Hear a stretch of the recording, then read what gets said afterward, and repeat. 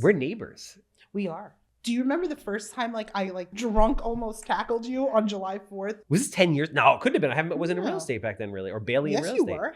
7 years ago. I've only been in real estate. I 8 ran years. out of my house. Was she very in a short? Fucking bathing suit, and Yes. I was 100 pounds heavier, so I shouldn't have been running anywhere in a bathing suit. Okay, and I was drunk, and I was like, "The handsome Homebuyer, what are you doing here?" Like that's what I did, and he's like, "What the hell?" I do remember this. It was in front of your house, right? Yeah. Yes, I was walking.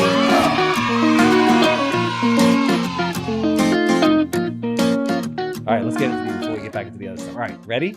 Question 1. What are the challenges of running a team? Question mark. How has that new perspective made you a better agent? Okay, so the biggest challenge for running a team is not the production. It's motivating in times of trial and tribulation, because everybody's having I've been having these powwows with people where I'm like, powwows with the team? Got it. Shit's gonna get real in July because all the bad actors are gonna be really bad. Got it. And it's gonna get tough, and you're gonna have to really make sure your paperwork's in order and make sure you start putting value on your time. Set me up for success. If I have to fight a fight for you, I'll do it. I'll go to arbitration, I'll fight the fight, but make sure your shit's together.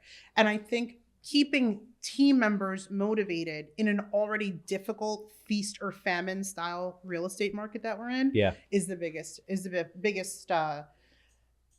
struggle. And learning how to sit with my own sometimes lack of motivation and push through because I have a responsibility to motivate others.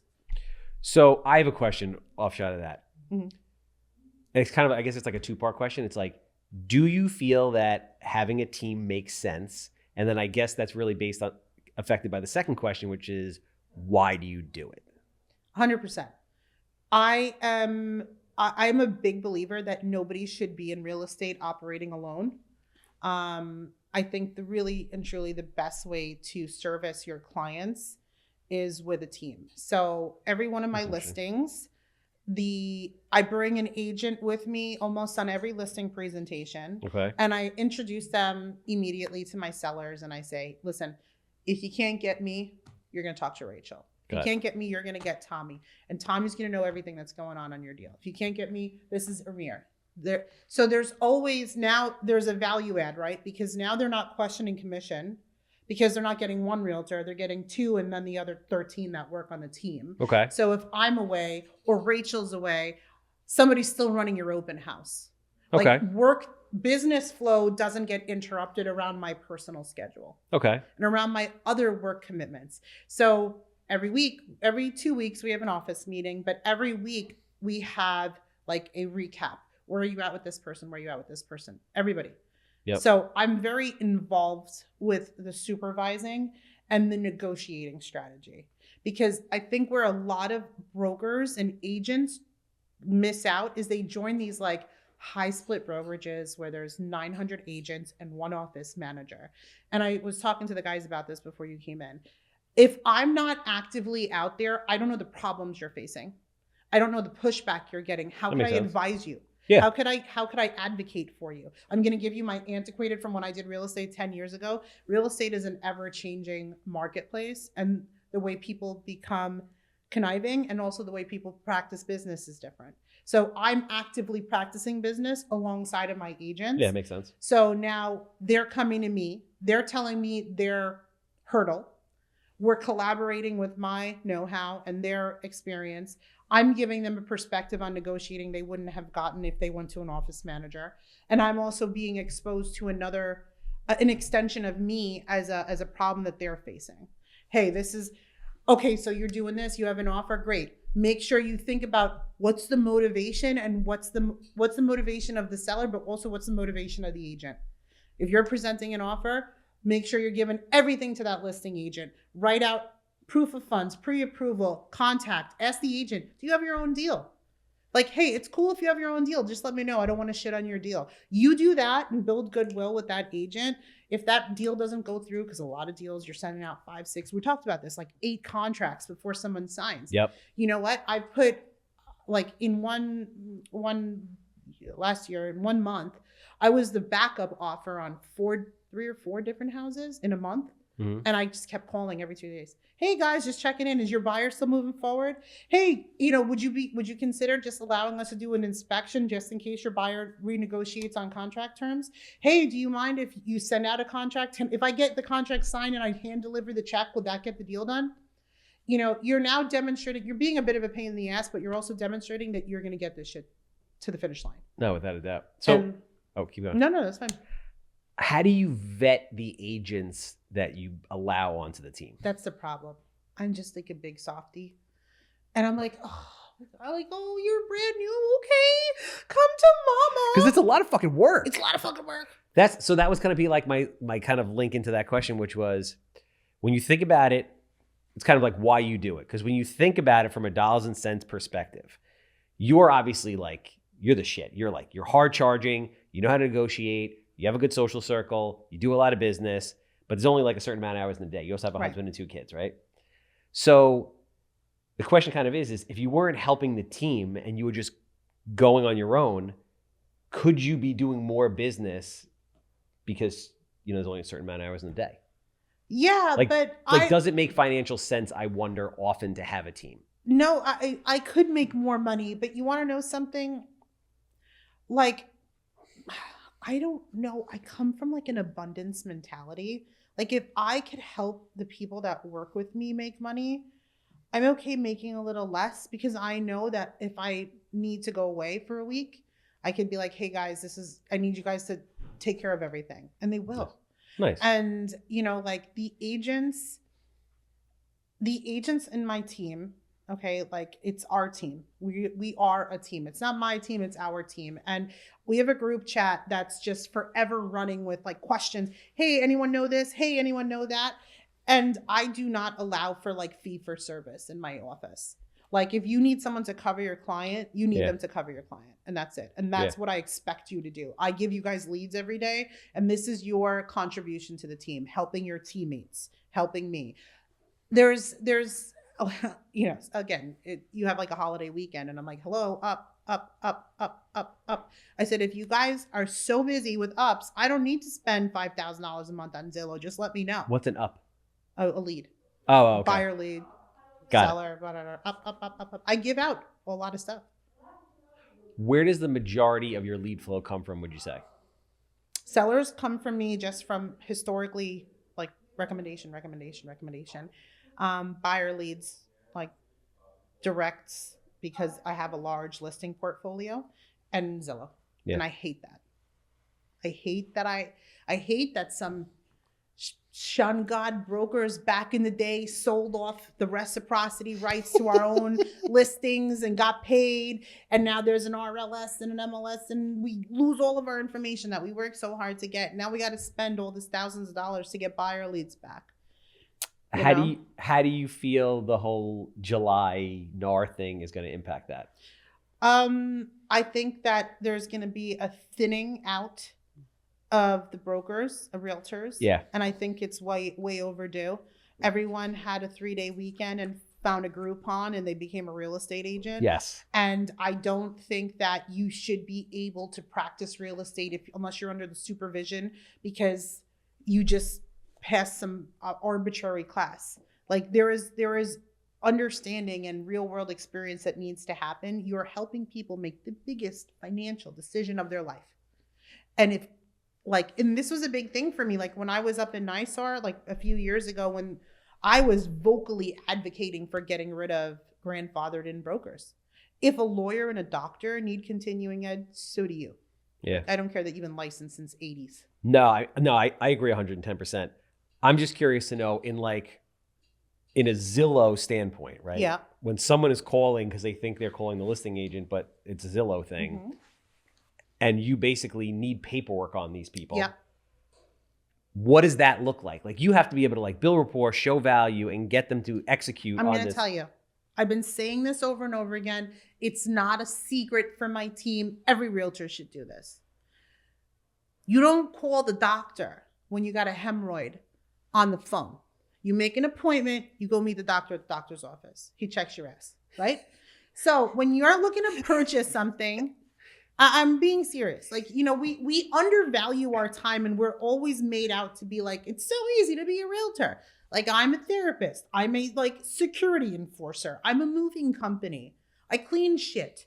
You know, there's different things that we do that like gets no credit. Most real estate agents are single family, single mom, single dad. They're, you know, immigrants, backgrounds. It's not the way it's perceived to be. And that's where I feel like we've done a really shitty job of like really humanizing who we are as a field. We do like a lot to go above and beyond to make sure people have the ability to own homes, because that's how you get a seat at the table. That's how you create familial wealth. Yeah. And we get no credit for it. We just get morons on HGTV. Johnson and Sammy has looked at 3 houses and are going to the coffee shop. Which one will they choose? Like, get the fuck out of here. When has that ever happened? When is it? Have you ever ever done that? No, apartment because then hunters? I should have sold you 7 places by now. I just gotta show you 3. You gotta choose one. I kind of like that show though, but I know I agree, and it's just like a certain group of people spoil it for everybody else. Yeah. Question 2. That was a good one. I see your team listed / sold a property in the DR. Really? Mm-hmm. No kidding. How did that compare to listing / selling in the US? You sold a property in DR? I have it listed. How does that happen? The same way centralized flip happens. Do you have to get licensed in DR? Or no? DR's like, I don't think so, no. Yeah. Do you want to sell the house? All right, go. Like it's very like free spirited over there. Where do you list the house in DR? On the MLS. The DR MLS? No, they don't have an MLS. Oh, our MLS. Yeah, on our MLS. It's listed in Florida, which Okay. I'm licensed in. It's listed in Florida. It's listed in California. It's like a luxury condo in a very high-end part of Gallo. Are you getting calls on it? Gallo. No, it's you know, it's you know, I tell people all the time at the office meetings, who's going to fly down and run the open house? You know, nobody bit.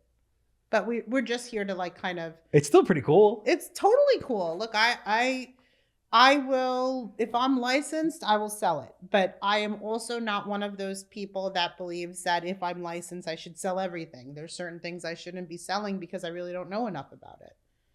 And I feel like that's like a big issue in our industry. This is going to become a rant session. No, that's shit that we need to fix in real estate. That's good. That should become the name of this People need to podcast. know. If you could only work in either Florida or New York, which would it be and why? If I could only work in Florida or New York? Yeah, like if you could only sell houses, I guess, in Florida and New York, seeing that you're licensed in both. Yeah. Which would you work in and why? Gotta stick with Old Faithful. New York? Yeah. Of course. Can't get a decent like bagel or pizza in Florida. That's garbage trash down there. But like have you been all over Florida? I have. Have you ever had a good bagel? No, I don't really like Florida. You know, when I think of Florida, I feel like regardless of where I go, everything looks the same and it has no soul. Like a redheaded stepchild. Like, it doesn't have it. Why are you shaking your head? Yes. Redhead stepchilds don't have souls? Gingers don't have souls. Oh, yeah, that's right. Yeah. I'm just kidding. I never dated a redhead. I don't know if this is a protected class, but that was a joke. I have heard that before in the past, though. Like, you know, you drive through Florida and everything looks like a stuccoed strip mall with chain stores. Doesn't matter where you are. Yeah. It all looks the same. I think it's going to be looking very different. I think there's certain areas in Florida that are really going to become where the masses move, because the same way Nassau County and Suffolk County didn't look like this 15, 20 years ago.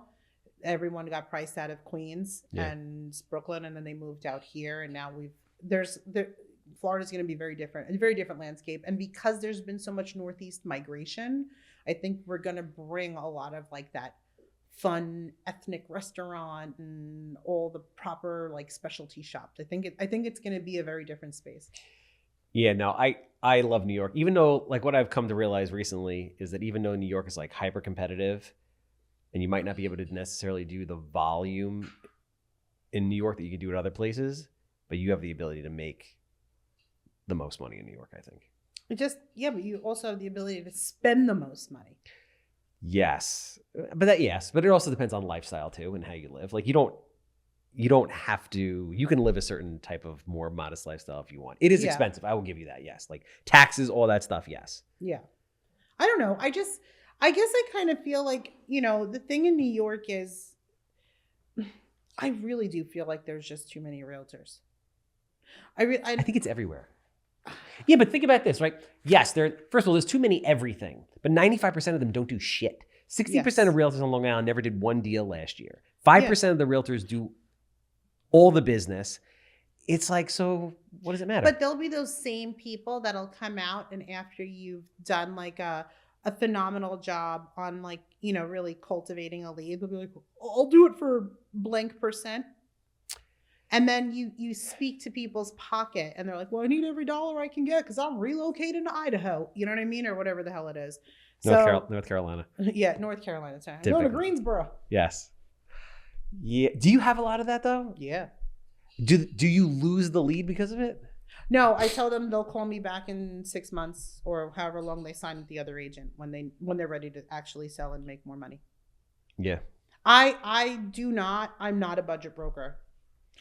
And I think that there's a lot of people that are budget brokers. And if that's how you can advocate for your value, then how the hell are you going to advocate for the value of a house?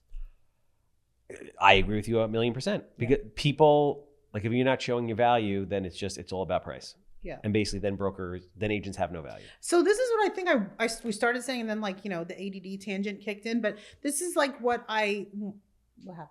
Oh, okay. So like I really do believe that agents moving forward into this crazy summer, July, right? Get into the habit of sitting down with people, having them bring their finances in and determine whether this person is worth your time as the realtor. It's not that you should be servicing everyone. I think the idea of volume needs to change and it needs to be quality because we work crazy amount of hours. We're taking phone calls morning, night, 2 a.m. When I'm overseas, people don't give a shit. Keep talking. I just have to text this guy that I'm running late. Just keep going. Yeah, it's fine. I'm still with you. Are you though? Yes. But are you? I'm a multitasker. I am. I promise. I'm ADD to the max. Yeah. Just let me know when you're ready. Damn it. I just want you to know that this was not. Yes. Sorry. Are you ready for me? I'm ready. I'm ready for you. I need all the attention. I'm a flower and I need your sunshine and your watering. And you got it. Okay, go ahead. All right. You were talking. Yeah, but I lost my train of thought. No. It's your fault. Bargain brokerage. Oh, so basically people should, you feel that people should sell the agent on why the agent should actually work with them. Yes. Which I get. And it's all a mental thing. It's like I talk to agents all the time, like you should be getting at least 5% on a listing. Mm-hmm. You don't go in there and be like 4% and drop your freaking pants and then do 3% because there's tons of assholes out there saying I'll take a 3% or a 1% listing. You shouldn't do that. The problem is people don't understand how to build a value proposition and then relay that to people. And that's the problem. No, and that's because they're not on teams. If you're on a team, think about yourself. That's because they're not on your team. Well, but most other teams are shot. Really? Yes. Everybody's shot. Yes. I mean, you deal with these people every day. How many times do you pick up the phone and deal with an agent or one of your team members is dealing with an agent and you're just like, Jesus Christ? Oh, multiple times a day. Yes. Yeah. There's no training. There's no training. Who's training? And listen, I mean, who trained you? Did you My mom. Okay. Did you have an amazing broker or team leader that trained you? My mom. My mom literally. Was your mom a broker? Yeah. Oh, I didn't know Ann that. Donahue. Oh shit. Yeah, my mom was a beast, and she was the original queen of co-ops. Oh, you got it in the genes. And let me tell you something. My mom gave me no nepotism hand-ups. There was no help from Ann. Ann was like, "No, I don't see tax returns, credit report, pay stubs, proof of funds. I'm not presenting your offer." Like, and that's the other thing. Like, I'm always like trying to think how many steps ahead. What are the hurdles I'm gonna have in the future? Yeah. And that's my biggest thing. So something like I'm gonna like give myself a flower for because I advocated for it. I'm having a moment. Everyone look at me right here. Zoom in. So no, but I proposed at NYSAR because I'm the co-op condo chair for this year, and then vice chair, and then next year I become the chair. Okay. All right, for common interest for New York State, which is a big deal. And I proposed that I was sick and tired of hearing about people rag on co-ops. And it's not the co-op that's the problem. It's the ineptitude of the realtor. So if you are selling in a secondary home market or farmland is your thing, you need some additional education for it. Makes sense. And you should have some additional education. And NYSAR, we proposed to NYSAR that we would put forth it's going to the major board, but to put forth some certified educational training for people to become co-op certified. I think it's a great idea. Yeah. Because there's a whole host of shit that goes on with doing co-ops and condos that doesn't go on with single family homes. Yeah, but you want to know something? If you could sell a co-op, houses are like easy peasy. So simple.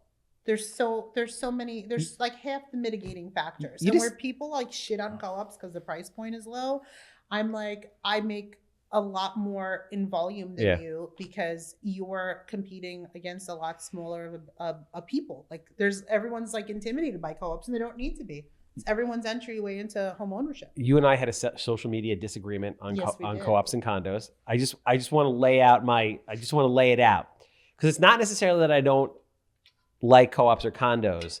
I guess it's not what you said. I guess it's more, this is how I see it. Most people that buy co-ops or condos, not all, and not in like urban areas, 'cause it's a little bit different, but most people that buy them, let's say on Long Island, it's like guy and girl just got married or living together and they're like, we don't want to pay rent. We're throwing rent away. Let's buy a co-op or condo. Mm-hmm. But the problem is within like 2 years, all of a sudden they get married, then they decide they want to have kids and they're like, shit, we need more room. Mm-hmm. So now they've been in this thing for like 2 or 3 years and they need to sell it. And it's like, depending on where you are in the market cycle, plus like all the costs of buying it and everything, like you're not going to make money. Stop right there. There was so many things that a competent realtor would have identified that a shitty realtor wouldn't.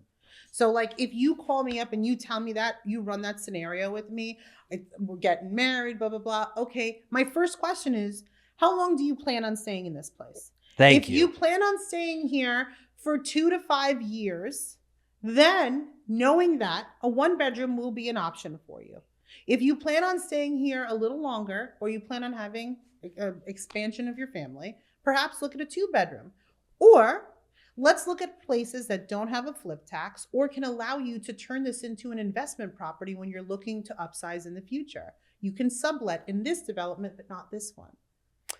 What about do you ever say to them, I think you should just rent, and when you're ready to buy a house, call me? Have you seen what rent is in the boroughs? Get the hell out of here. You want to spend $3,000 a month on a studio? No, I'd rather buy a 1-bedroom apartment that I can, in 5 years, when I'm ready to move out, I can rent it out. Yeah, but you're not going to make any money when you rent it usually. Did you miss the beginning part of that sentence about studios being $3,000 a month? Yeah, but you just want to be right. I know I'm right on this. You're when not. You figure out vacancy and CapEx and all that stuff that goes into it. But no, this is too grandiose of an approach. You're thinking of as an investor, that's bulk offerings.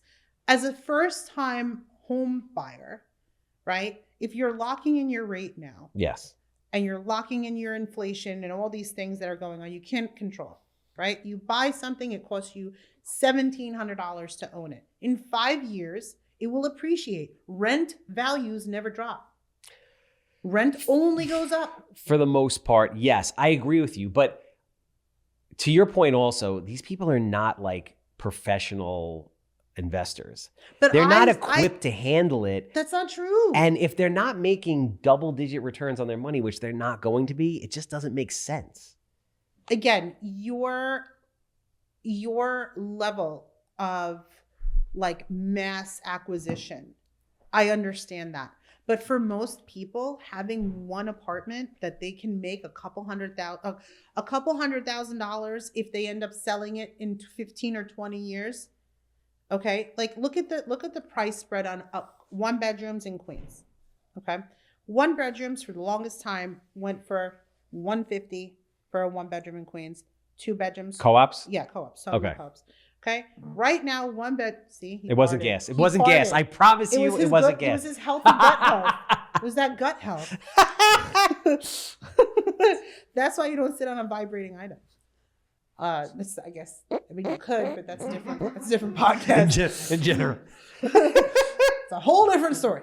Anyway, back to why investments are important. Yeah. So anyway, think about I have had so many clients that I've sold 1-bedroom apartments to because I take the time to kind of explore that with them. And I plant the investment seed in their head from their first purchase.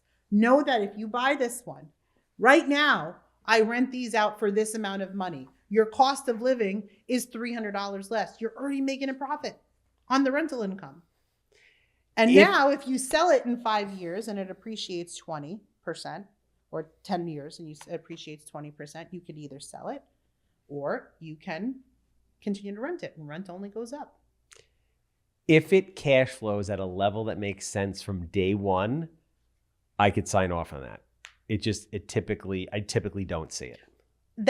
I'm going to tell you how many tenants I have converted to purchasers because it cash flows. If you can get those deals, then I can understand it. I just don't see it. And a lot of people also, like, they need that money to then go put a down payment on the house when they move out. Mm-hmm. And then God forbid they have the 2 mortgages running, and then God forbid the co-op is vacant for like 3 months. Like, they're screwed. Most of them are just not in a financial position to be able to sustain that.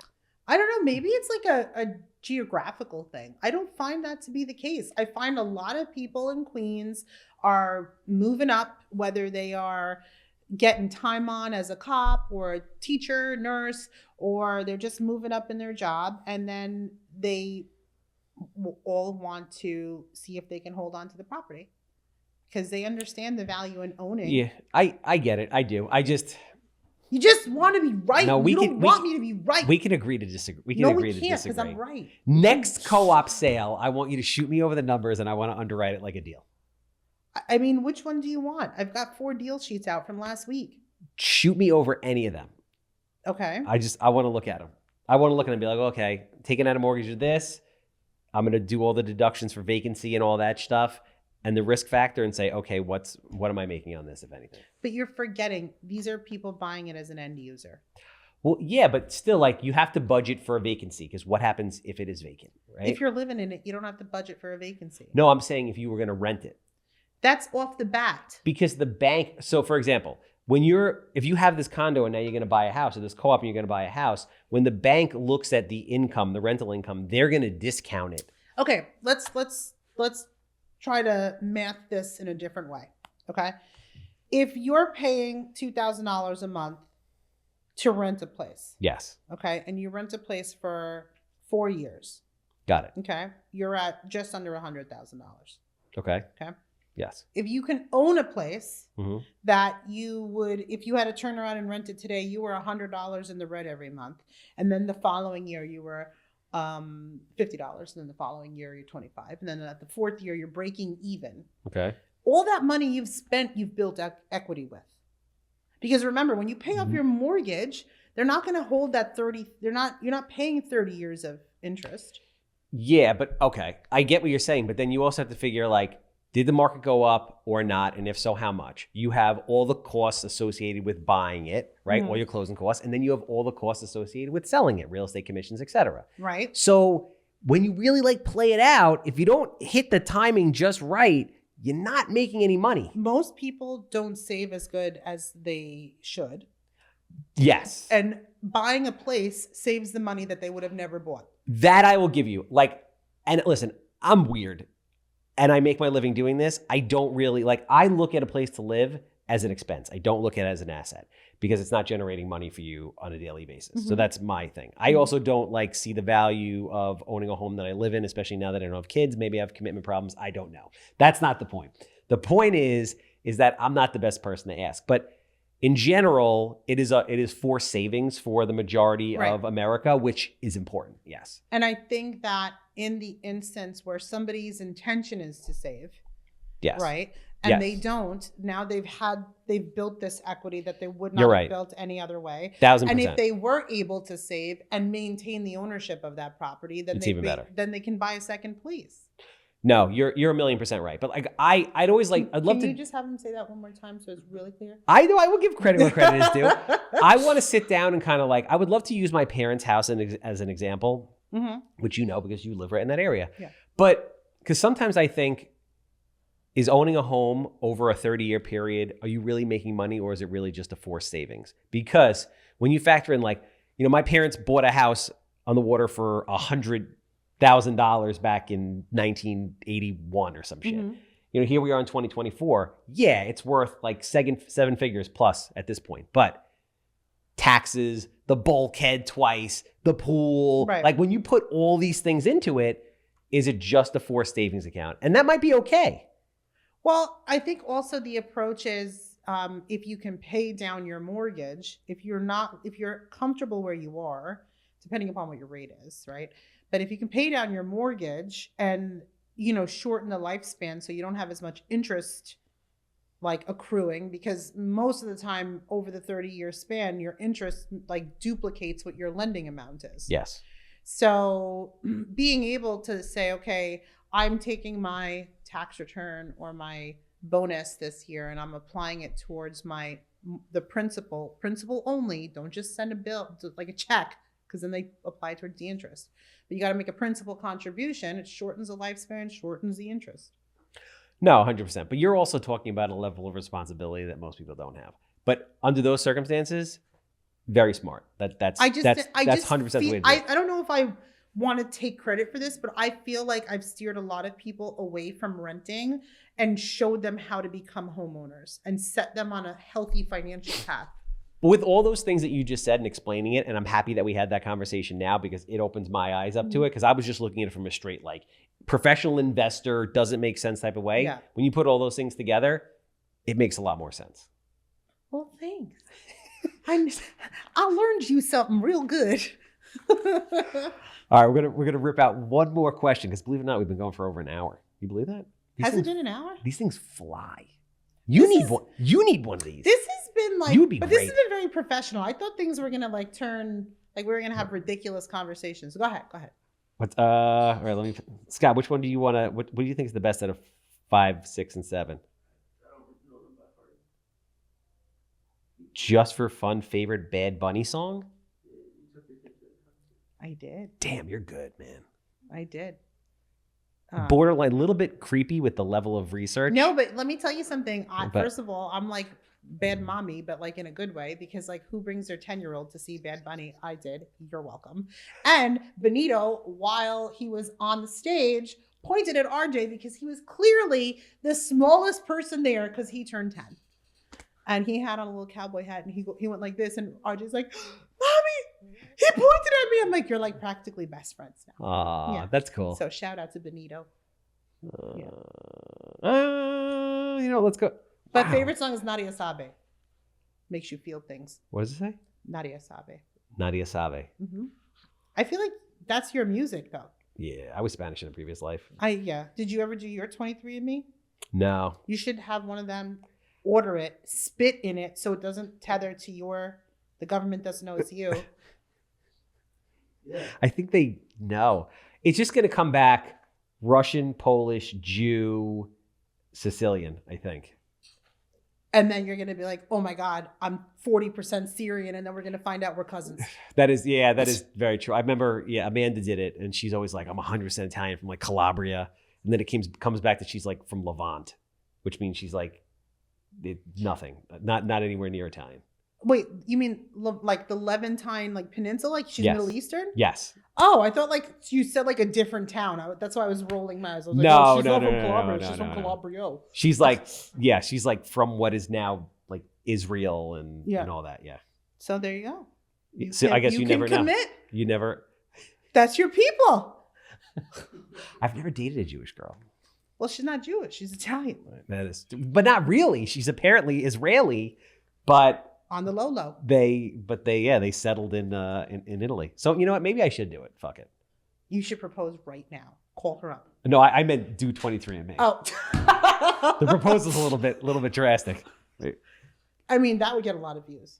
He knew that you traveled to Iceland, England, France, Jamaica, and Canada. What was your favorite place? And Which are you not rushing back to? Damn. Oh, I'll go back to all of them. Fuck yeah. Not Jamaica. Why?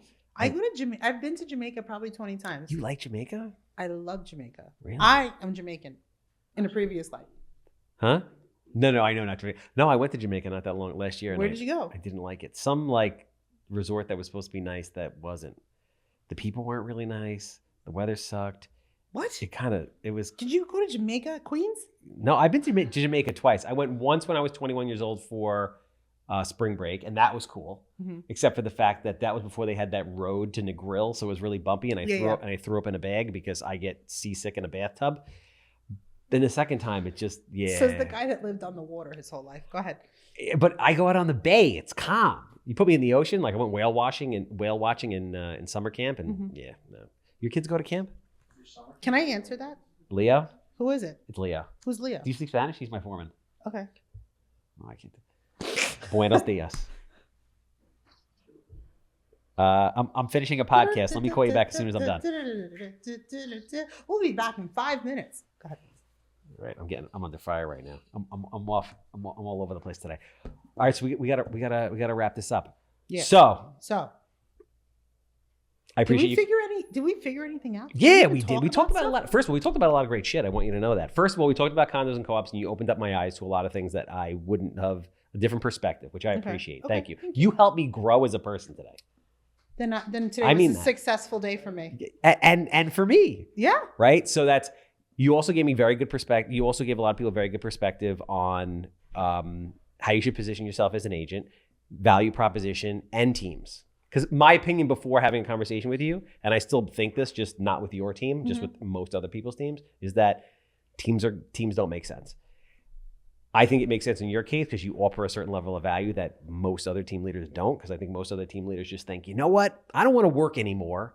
So I'm going to form a team so everybody else can run around and make me money and I can just hang out. Yeah. No. You know that exists though, right? 100%. But that's like the broker office manager. Yes. No, I'm out in the field with them. I'm going on buyer showings with them, on listing presentations with them so they can learn from me. And I tell them, take what you see me do, integrate what feels right for you, and then add your own stank on it. Make it your own. Yeah. Add your own stank. Fake it until you make it, and then add your own stank. Yes. So thank you very much for coming. I appreciate it. Thank you for having me.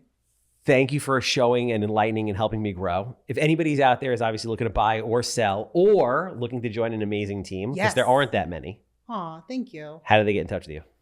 They can follow me at Jessica Moves You, which is not my last name, on Instagram and social media, or you can call me on my cell phone, 718-309-9837. That's my work cell. So you can call or text any interested inquiries for any of those real estate needs, or I do love baby agents. They're my favorite.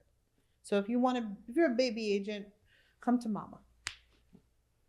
If you have a house that you want to smell that smells like cat pee, or just any house in general, I'm not picky. I want to buy it. 516-777 sold. That's a wrap.